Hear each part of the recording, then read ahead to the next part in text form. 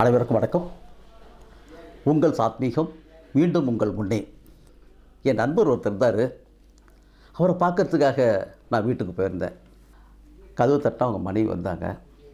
வந்தவுடனே, வணக்கம்மா, என் பேர் சாத்மீகம், நான் இங்கே போஸ்ட் ஆஃபீஸில் வேலை பார்க்குறேன், ஹரிஹரனை பார்க்கறதுக்கு வந்திருக்கம்மான்னு சொன்னேன்.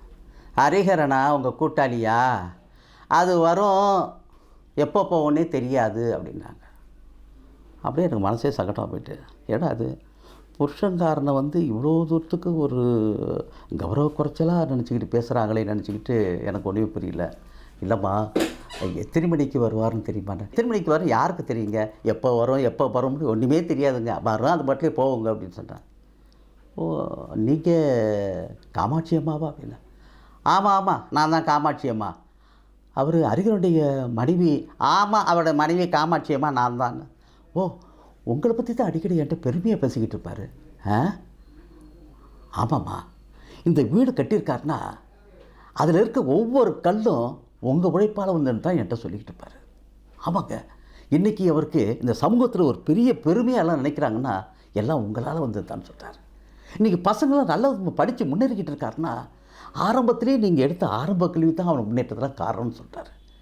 குடும்பத்தில் இவ்வளோத்துக்கும் சிக்கனமாகி குடும்பத்தில் ஒரு சந்தோஷமும் ஒரு பொருளாதார நெருக்கடி இல்லாமல் நாங்கள் வாழ்ந்துக்கிட்டு இருக்கோன்னா எல்லாத்துக்கும் என் மனைவி தான்ப்பா காரணம்னு அடிக்கடி சொல்லிக்கிட்டு இருப்பார். உங்களை நீங்கள் பார்த்ததில்ல, ரொம்ப பெருமையாக இருக்குமா அப்படின்னு சொல்லி முடித்தேன். அவ்வளோதான், அவங்களுக்கு முகமே மாறிட்டு. அப்படியே வீட்டுக்காரர் சொல்லிக்கிட்டு இருப்பார், நீங்கள் போகக்கூடாது, இருங்க, நீங்கள் உட்காருங்க, நான் டீ போட்டு கொண்டு டீ போட்டு டீ சாப்பிட்டு தான் நீங்கள் போகணுன்னு சொல்ல. இல்லைம்மா, இன்னும் நாளைக்கு வந்தால் நான் சாப்பாடே சாப்பிட்றேம்மான்னு சொல்லிவிட்டு வரமான்னு சொல்லிட்டு, வாங்கய்யா வாங்கன்னு வணக்கம் வச்சு அனுப்பினா போயிட்டேன். மறுநாள் நான் ரோட்டில் வந்துக்கிட்டே இருக்கேன். என் நண்பன் ஹரிஹரனை பார்த்த உடனே வேகமாக ஓடியாந்து அப்படியே கட்டி பிடிச்சேன்னு தூக்கிட்டாங்க. அப்படியே டேய் விட்றான்னு சொல்கிறேன். இங்கேருந்து நேற்று எங்கள் வீட்டுக்கு வந்தியாடா அப்படின்னு சொல்லிவிட்டா. ஆமாண்டா, என்னடா செய்தின்னு சொன்னேன்.